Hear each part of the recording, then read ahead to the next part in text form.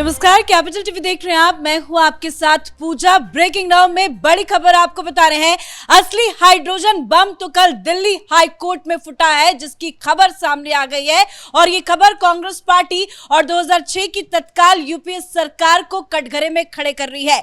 दरअसल यासिन मलिक ने high court में एक हलफनामा दाखिल किया है और उसमें उन्होंने कई बड़े बड़े खुलासे किए हैं। उन्होंने कबूल कर लिया है कि 2006 में पाकिस्तान में हाफिज सईद से उनकी मुलाकात हुई थी। और बड़ी बात यह है कि इस एफिडेविट में इस बात का जिक्र किया गया है कि तत्काल भारत की सरकार के कहने पर यह मुलाकात हुई थी और उस वक्त के प्रधानमंत्री मनमोहन सिंह को इसकी पूरी की पूरी जानकारी थी। और इस मुलाकात को लेकर मनमोहन सिंह ने यासिन मलिक को धन्यवाद भी कहा था। एक बहुत बड़ा खुलासा हुआ है जिससे कांग्रेस पार्टी की मुसीबत बढ़ गई है। आपको सब कुछ बताएंगे, ताजा अपडेट देंगे। मेरे साथ जुड़े हुए हैं कैपिटल टीवी के एग्जीक्यूटिव एडिटर राजीव जी। सर, कल तो हाइड्रोजन बम हाईकोर्ट में फूट गया, क्या क्या इस एफिडेविट में है, क्या क्या खुलासे हुए हैं? देखिए, जिस तरीके से राहुल गांधी आजकल व्यवहार कर रहे हैं, वो कहते हैं हाई कोर्ट नहीं जाएंगे, सुप्रीम कोर्ट नहीं जाएंगे, हम जनता के बीच फैसला करने के लिए जाएंगे और हम एविडेंस देंगे क्रिमिनलिटी का, जो अपराध हुआ है उसका एविडेंस इकट्ठा करके देंगे। तो एविडेंस देते देते उनके खिलाफ एक बड़ा एविडेंस आ गया। अब वो बताएं कि ये जनता को क्या जवाब देंगे कि उनकी सरकार, जिसके मुखिया मनमोहन सिंह थे और उनके पीछे बैठे हुए थे सोनिया गांधी और राहुल गांधी, जो कि सुपर पीएम माने जाते थे, कोई भी ऐसा फैसला डॉक्टर मनमोहन सिंह की सरकार में नहीं होता था जो सोनिया गांधी राहुल गांधी से अप्रूव्ड ना हो। और राहुल गांधी तो इतने आक्रामक हो गए थे कि मनमोहन सिंह के उस अध्यादेश की प्रतियां सरेआम फाड़ कर फेंक दी कि ये मनमोहन सिंह कौन होता है, ये प्रधानमंत्री कौन होता है जो कैबिनेट का फैसला लेगा और राष्ट्रपति से अध्यादेश जारी करवा देगा कि कोई भी अगर भ्रष्टाचार में संलिप्त है और उसको 2 साल से ज्यादा की सजा हुई है तो वो चुनाव नहीं लड़ सकता। और ये फैसला ये लालू प्रसाद यादव उस समय गठबंधन सहयोगी थे और इन्हीं के लिए की गई थी। लेकिन राहुल गांधी को लगा कि हीरो बनने का अवसर है तो वो अध्यादेश की प्रतियां तक फाड़ दिए। ये संविधान का उल्लंघन करने वाला राहुल गांधी आज पहली बार संविधान की किताब लेकर संविधान का उल्लंघन नहीं कर रहे, बल्कि ये शुरुआती दौर से ही संविधान का उल्लंघन करते रहे हैं। संविधान के साथ चलना इनके बस में नहीं है। लेकिन अभी जो कह रहे हैं कि नहीं नहीं हम कोर्ट नहीं जाएंगे क्योंकि कोर्ट में तो फिर हमारी फजीहत हो जाएगी वोट चोरी के मुद्दे पर। अब ये एविडेंस आया है हाई कोर्ट से ही और हाई कोर्ट में यासिन मलिक ने हलफनामा दायर किया। और वो हलफनामा एफिडेविट क्यों दायर किया गया? क्योंकि जो यासिन मलिक है अभी टेरर फंडिंग में जेल के अंदर है, उसके खिलाफ आरोप है आतंकी संगठनों के साथ साठगांठ। और यहां नहीं कि जम्मू कश्मीर में आतंकवादी संगठन बनाया, बल्कि पाकिस्तान के आतंकी संगठनों के साथ मेलजोल रखा, मीडिएटर की भूमिका निभाई और वहां से पाकिस्तान प्रायोजित आतंकवाद को बढ़ाया, फिर जम्मू कश्मीर में वसूली की और उन पैसों का इस्तेमाल आतंकी गतिविधियों के लिए किया। मतलब टेररिस्टों के लिए फंड इकट्ठा किया। अब फंड कहां से इकट्ठा किया ये तो यूपीए की सरकार बताएगी। सरकार की क्या भूमिका थी, उस समय के एनएसए की क्या भूमिका थी नारायणन की, उस समय के आईबी चीफ की क्या भूमिका थी जोशी जी की, और उस समय की सरकार में बैठे लोगों की क्या भूमिका थी, जिसमें सोनिया गांधी राहुल गांधी भी थे। और इन दोनों के बिना कोई फैसला लिया ही नहीं जा सकता था। और पाकिस्तान जैसे सेंसिटिव इशू पर, भारत और पाकिस्तान के संबंध पर क्या डॉक्टर मनमोहन सिंह की इतनी हैसियत थी कि वह स्वतः अपने विवेक से कोई फैसला लें? आईबी चीफ के साथ बैठकर या नेशनल सिक्योरिटी एडवाइजर के साथ बैठकर वो कोई फैसला ले सकते थे बिना सोनिया गांधी राहुल गांधी के कहे हुए? तो राहुल गांधी सोनिया गांधी जो उस समय मनमोहन सिंह को बोला, मनमोहन सिंह मिडिल मैन की तरह काम किए और यासिन मलिक से बोला कि आप जाइए पाकिस्तान। 2005-6 की घटना है जब जम्मू कश्मीर में भूकंप भी आया था और यासिन मलिक को पाकिस्तान जाना था।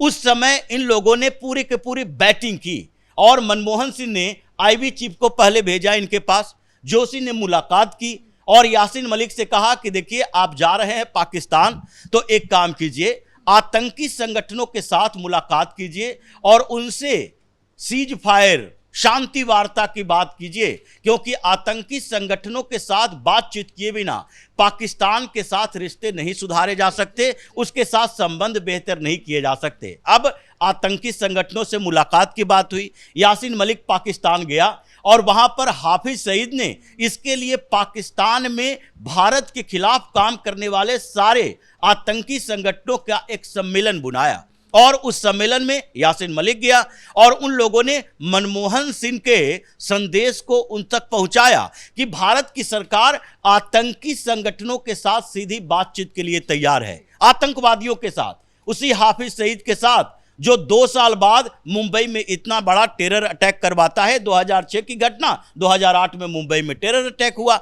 और उसके बाद जो आतंकी हमले मुंबई में हुए, उसके बाद मनमोहन सिंह की सरकार के जो रवैया है, जिसके लिए बराक ओबामा ने भी लिखा है कि ये बार बार कह रहे हैं कि देखिए, अगर इस आतंकी घटना के बाद हम पाकिस्तान के खिलाफ कोई कड़ी कार्रवाई करते हैं, आतंकी संगठनों के खिलाफ कड़ी कार्रवाई करते हैं, तो वैसी स्थिति में भारत के मुसलमान नाराज हो जाएंगे। ये भारत के मुसलमानों की बात है। ये कांग्रेस की पॉलिटिक्स देखिए कि एक तरफ यही कांग्रेस पार्टी है जिसने डीएमके, एआईडीएमके यानी तमिलनाडु की पार्टियों को खुश करने के लिए यही मनमोहन सिंह की सरकार श्रीलंका के साथ भारत के संबंध को तार तार कर दिया। इतने बेहतर संबंध थे, उसको बेकार बर्बाद कर दिया, क्योंकि तमिलों की समस्या चल रही थी और उस समय डोमेस्टिक पॉलिटिक्स में इन्होंने इंटरनेशनल पॉलिटिक्स को मिक्स कर दिया और श्रीलंका के खिलाफ एक जो रिजोल्यूशन पारित होने वाला था अंतर्राष्ट्रीय मानवाधिकार आयोग में,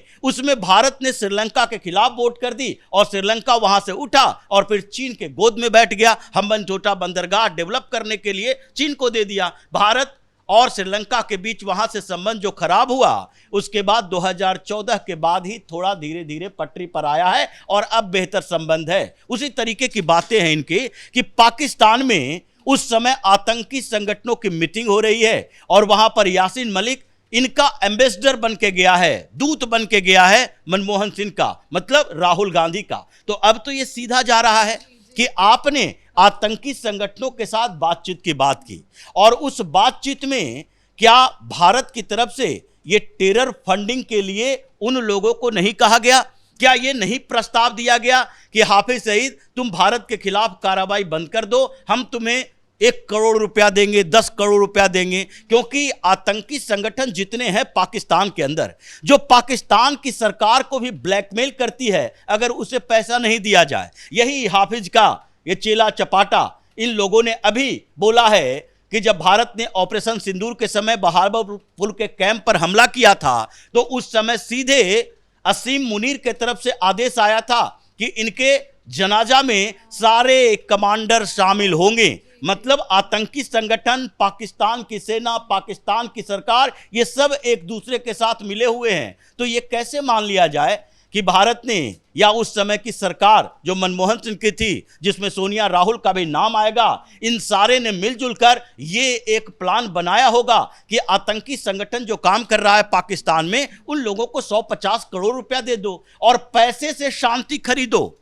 ये हथियार से नहीं, पैसा देकर शांति खरीदो। तो ये तो हाफिज सईद के साथ सीधी डील है। और अब वही यासीन मलिक जब पाकिस्तान से वापस आया तो उसमें भी तीसरे स्तर पर उसने ब्रीफिंग की जोशी के साथ, जो उस समय आईबी चीफ था। उसके बाद एनएसए के साथ मुलाकात की और इन लोगों ने कहा कि देखिए, हम पर भरोसा इन लोगों को नहीं है। हम लोगों से बातचीत की, आपने ब्रीफिंग कर दी, क्या क्या वहां हुआ, ये तो पूरी बात अभी यासीन मलिक बताया नहीं है। ये तो जिरह में बात सामने आएगी। इसने तो एफिडेविट दिया है अपना पिंड छुड़ाने के लिए, जिसके खिलाफ इस पर आरोप लगा है कि तुम पाकिस्तान जाकर हाफिज सईद से, उसके कमांडर से, आतंकी संगठनों से मुलाकात किए थे। उसी मामले में अभी जेल के अंदर है। तो जब इसके ऊपर ये अभी टेरर फंडिंग का आरोप लगा है, बेल नहीं मिल रही है, तो ये बता रहा है सच्चाई। और अभी सच्चाई बताया कि देखिए, मेरा कोई कसूर नहीं था, हम तो बलि का बकरा बन गए। हम तो उन्होंने जिनका नाम लिया है उस पे अब कोई कार्रवाई होगी? क्योंकि ये तो एफिडेविट है, लगातार सुनवाई कोर्ट में चल रही है। अब आगे क्या होगा? जो खुलासे यासीन मलिक की तरफ से किए गए हैं, उस पर क्या कोई एक्शन लिया जाएगा? आगे कोई पूछताछ किसी से होगी? देखिए, अभी तो यासीन मलिक ने एफिडेविट दिया।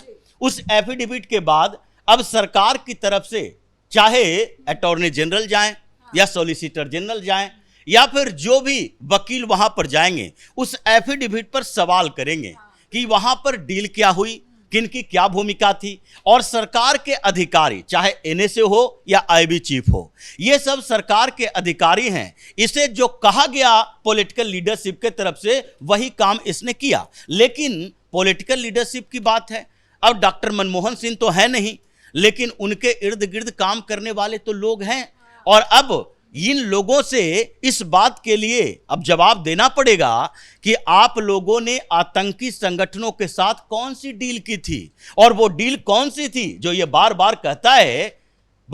ये जो हमले हुए, उड़ी में हमले हुए, तो उस पर शक हो रहा है कि सरकार ने करवाए हैं। ये तो अब सवाल उठेगा कि जिस हाफिज सईद को तुमने पैसे खिलाए, जिसके साथ शांति वार्ता करने के लिए यासीन मलिक को भेजा, वही अगर 2 साल के अंदर मुंबई में इतना बड़ा टेरर अटैक करवाता है, तो क्या यह प्रायोजित टेरर अटैक था? क्या तुम्हारी सरकार ने उसके खिलाफ कोई कार्रवाई नहीं की? यह भी पहले से डील में शामिल था। तो ये राहुल गांधी को बताना चाहिए कि ये कौन सी डील थी। उस समय वो बच्चे नहीं थे, 2004 में सांसद बन चुके थे, और सांसद बनने के बाद वो अनऑफिशियल सरकार का हिस्सा थे, और सरकार का हिस्सा ही नहीं बल्कि प्राइम मिनिस्टर ऑफिस तक उनकी अप्रोच सोनिया गांधी के बारे में तो कहा ही जाता है। और उनके अधिकारियों ने कहा कि कोई भी प्रधानमंत्री ऑफिस से जो फाइल जाती थी वो सोनिया गांधी के ऑफिस से गुजरने के बाद ही जाती थी, उनके अप्रूवल के बिना कोई फाइल साइन हो ही नहीं सकता। और ये तो बड़ा मामला था कि पाकिस्तान के साथ सुलह समझौता कैसे की जाए, यानी कि हाफिज सईद से सीधे डील। कांग्रेस टेरर फंडिंग में फंसी है। अब टेरर फंडिंग का आरोप अगर यासीन मलिक पर लगा है, तो इसने जिस पार्टी की सरकार के साथ डील की वो भी तो टेरर फंडिंग में शामिल है। तो ये पूरी कांग्रेस पार्टी, राहुल गांधी इस टेरर फंडिंग में फंस चुका है। और अब ये जवाब दे इस बात के लिए कि अब भी जो बार बार पाकिस्तान को सुरक्षित रखने के लिए ये नया परसेप्शन तैयार करने की कोशिश करता है, चाहे ऑपरेशन सिंदूर को ही देख लीजिए। ये इनके जो बातें होती है, इनके जो कहने का तरीका होता है, वो इनडायरेक्टली पाकिस्तान के सपोर्ट में होता है। जो पाकिस्तान से आवाज उठती है वही ये बोलते हैं, चाहे राफेल डील को लेकर हो, या राफेल कितने गिरे को लेकर हो, या फिर पाकिस्तान के अंदर सेलिब्रिटी से लेकर पॉलिटिशियन से लेकर सेना के लोग तक राहुल गांधी की सराहना करते नजर आते हैं उस मामले में हो। हर जगह पर राहुल गांधी पाकिस्तान के साथ दिखाई पड़ते हैं। इसका मतलब है कि अब टेरर फंडिंग में कांग्रेस फंसी है, हाफिज सईद के साथ डील में राहुल गांधी पर एक्शन होगा, और पूरी कांग्रेस पार्टी में भी और बड़े बड़े नाम आने बाकी है। ये बताया जा रहा है कि हाफिज सईद ने कुछ और नेताओं के भी नाम लिए हैं, और उसमें कांग्रेस के कई नेताओं के नाम सामने आएंगे। ये भी पता नहीं है कि यासीन मलिक ने कभी, ये सोनिया गांधी से मुलाकात की बात तो आई है कि यासीन मलिक खुद सोनिया गांधी से मुलाकात किया, राहुल गांधी से भी मुलाकात किया होगा। और ये धीरे धीरे परत दर परत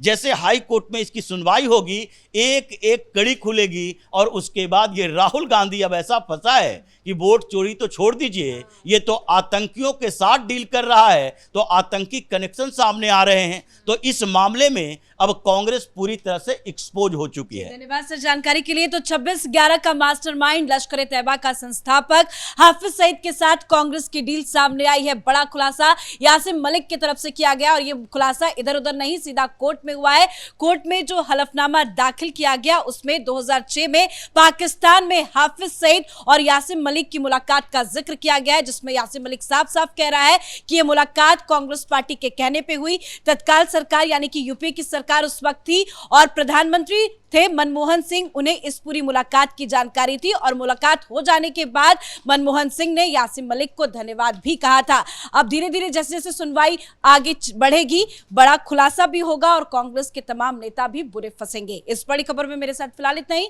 कैमरा पर्सन अशोक के साथ मैं पूजा, कैपिटल टीवी।